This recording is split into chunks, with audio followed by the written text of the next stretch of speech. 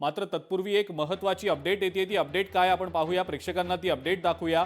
कोकाटेंच्या राजीनाम्यासंदर्भात कोर्टाकडून आता विचारणा करण्यात आलेली आहे। कोकाटे किती वर्षांपासून आमदार आहेत असा सवाल कोर्टाने यावेळेला उपस्थित केलेला आहे। कोकाटे वगळता आजची इतर सर्व प्रकरणं कोर्टाकडून रद्द करण्यात आलेली आहेत। त्यामुळे या सुनावणीच्या नंतर निकाल लागणार आहे हे तर निश्चित दिसतंय।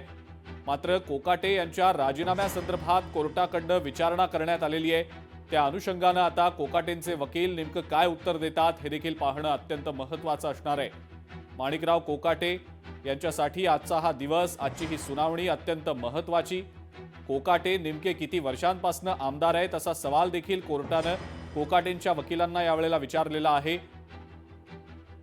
राजीनाम्यासंदर्भात कोर्टाने कोकाटेंच्या विचारणा केलेली आहे आणि याच अनुषंगाने आता कोकाटेंचे वकील काय बाजू मांडतात, काय युक्तिवाद करतात हे देखील पाहणं महत्त्वाचं असणार आहे।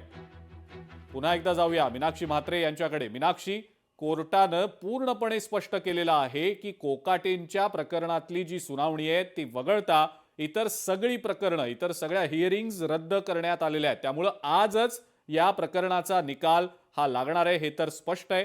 दुसरं, कोर्टाने काही महत्त्वाच्या गोष्टींबद्दल विचारणा देखील केलेली आहे कोकाटेंच्या वकिलांकडे। त्यांनी राजीनाम्यासंदर्भातली विचारणा केलेली आहे, शिवाय ते किती वर्षांपासून आमदार आहेत हे देखील विचारलंय। या सगळ्या बाबींचा काय नेमका परिणाम होईल असं वाटतं?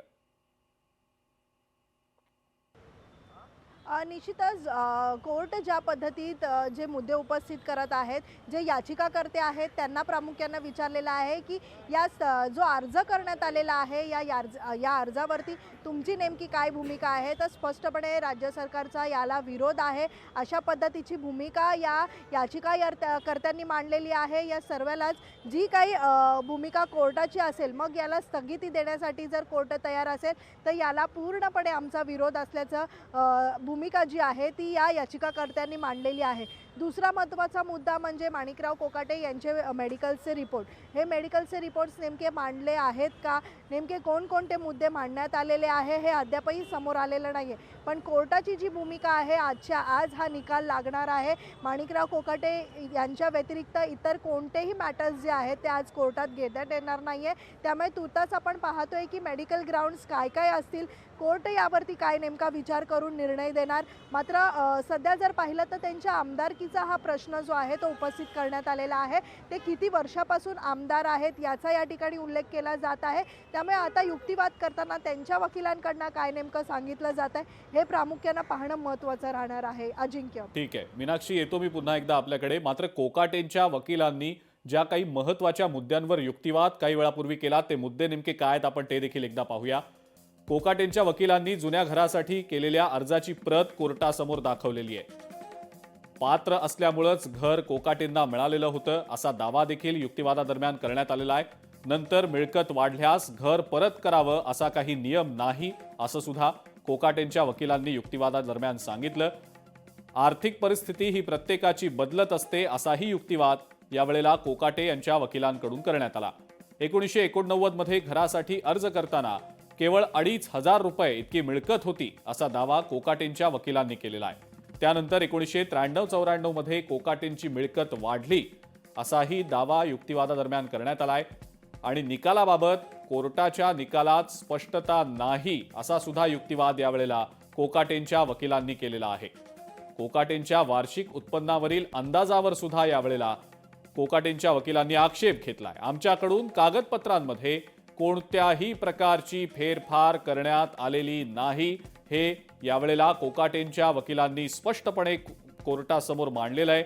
अर्ज आणि प्रतिज्ञापत्र यांच्यावर आमच्याच सह्या आहेत हे देखील यावेळेला कोकाटेंच्या वकिलांनी युक्तिवाद करताना स्पष्टपणे मांडलेलं आहे। आणि त्यानंतर कोर्टाकडनं नेमक्या कोणकोणत्या मुद्द्यांसंदर्भात विचारणा झाली हे देखील आपण काही वेळापूर्वीच पाहिलं। पण या सगळ्या संदर्भात आता कोकाटेंच्या वकिलांनी जे काही मुद्दे मांडले युक्तिवाद करताना, त्यांच्या मिळकती संदर्भातला ज्या वेळेला त्यांनी अर्ज केला होता घरासाठी त्यावेळेला त्यांची मिळकत ही केवळ 2,500 रुपये होती असा दावा यावेळेला कोकाटेंच्या वकिलांनी केला। त्यामुळे ज्या वेळेला त्यांनी अर्ज केला त्यावेळेला ते घरासाठी पात्र होते, नंतर त्यांची मिळकत वाढत गेली। पण जर मिळकत नंतर वाढत गेली तर घर परत करावं असा कोणत्याही प्रकारचा नियम नाही हा युक्तिवाद यावेळेला कोकाटेंच्या वकिलांकडून करण्यात आलेला आहे. प्रत्येकाची आर्थिक परिस्थिती बदलत असते आणि ती त्या पद्धतीनं बदलत देखील गेली कोकाटेंच्या दृष्टीनं सुद्धा, असा सुद्धा यावेळेला युक्तिवाद करण्यात आला.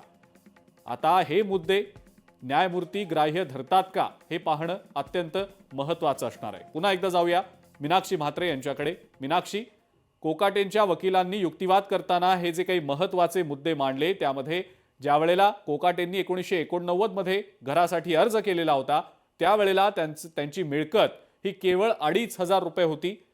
1993-94च्या वेळेला ती वाढली आणि ज्यावेळेला घर त्यांना मिळालं त्यावेळेला ते त्या गटामध्ये मोडत होते. ते त्यावेळेला एकंदरीतच जर बघितलं तर पात्र होते, असं यावेळेला कोकाटेंच्या वकिलांचं म्हणणं आहे. पण हे मुद्दे आता न्यायमूर्ती ग्राह्य धरू शकतील का, हा खरा प्रश्न आहे. मीनाक्षी, साहजिकच आहे, इथे कागदपत्रांचा उल्लेख केला गेलेला आहे. सुरुवातीला एक प्रश्न महत्त्वाचा आहे की जी इन्कम आपण दाखवतो, जेव्हा त्यांनी घर खरेदी केलं तेव्हाची जी मिळकत होती ती 25,000 रुपये सांगितली जात होती. मात्र त्यानंतर काही वर्षांनंतर घर जेव्हा ताब्यात घेण्याची वेळ आली तेव्हा त्यांची इन्कम जी आहे ती वाढलेली दाखवली. त्यामुळे ह्या सगळ्या बाबी उल्लेख करताना मात्र काही कागदपत्र जी आहेत ती कमी पडले असल्याचा देखील उल्लेख केला जात आहे. सध्या जर आपण पाहतोय की सरकारी वकील जे आहेत त्यांनी महत्त्वाचा मुद्दा इथे उपस्थित केलेला आहे. जे देशमुख आहेत सरकारी वकील, त्यांनी एक इथे मुद्दा उपस्थित केलेला आहे. जी 25 एकर जमीन आहे ती माणिकराव कोकाटे यांच्या वडिलांची आहे आणि हा सगळा दावा करत असताना जे कागदपत्र आहेत ते उपलब्ध नसल्याचा त्यांनी या ठिकाणी दावा केलेला आहे. त्यामुळे असं सगळं असताना मात्र माणिकराव कोकाटे यांचे मेडिकल ग्राउंड्स रिपोर्ट आता तिथे सादर केले जात आहेत आणि सादर केले जात असताना मात्र सध्याची जी महत्त्वाची बाब आहे ती म्हणजे लीलावती रुग्णालयामध्ये अद्यापही माणिकराव कोकाटे यांच्यावरती एन्जिओग्राफी झालेली नाही आहे. त्यामुळे मेडिकल रिपोर्ट्स आता काय नेमके डॉक्टरांनी दिलेले आहेत, जे कोर्टापुढे सादर केले जात आहे, हे अद्यापही समोर आलेलं नाही आहे. पण मात्र जी 4 वाजता पत्रकार परिषद होणार होती ती आता लांबणीवरती आहे. कारण एकीकडे एन्जिओग्राफी झाली नसल्यामुळे त्यांचे रिपोर्ट्स काय येतील हे आत्ता सांगू शकणार नाही आहे. एन्जिओग्राफी ज्या पद्धतीत काल रात्रीपासूनच डॉक्टरांचं म्हणणं होतं की त्यांना एन्जिओग्राफीची गरज आहे आणि आम्हाला अद्यापपर्यंत ते स्लॉट्स मिळालेले नाही आहे. स्लॉट्स मिळाले नसल्यामुळे ही एन्जिओग्राफी झालेली नाही आहे. त्यामुळे काही वेळातच त्यांच्यावरती एन्जिओग्राफी पार पडेल आणि त्यानंतर ते रिपोर्ट्स काय असतील ते देखील आता कोर्टामध्ये सादर केले जातील का हे देखील पाहणं महत्त्वाचं राहणार आहे. कारण आजची ही सुनावणी लांबणीवरती जाणार आहे. कारण आजच हा निकाल जो आहे तो कोर्टाला द्यायचा आहे. त्यासाठी हा रिपोर्ट आता वेळेत येतोय का आणि तिथे हा रिपोर्ट सादर केला जातो का, माणिकराव कोकाटे यांच्या एन्जिओग्राफीमध्ये काही अडचण आली, काही प्रॉब्लेम्स दाखवले तर तिथे ते सादर केले जातील. पण मात्र अजूनही मेडिकल ग्राउंड्स काय आहेत हे स्पष्टपणे समोर आलेलं नाही आहे. त्यामुळे कोर्ट ह्याचा सगळा कशा पद्धतीत विचार करतं आणि काय नेमकं निकाल देतं याकडे सगळ्यांचं लक्ष लागलेलं आहे. अजिंक्य, ठीक आहे, आपण या संदर्भात नेमकं काय होतंय हे तर साहजिकच आहे, आपण जाणून घेतच राहणार आहोत. मात्र तत्पूर्वी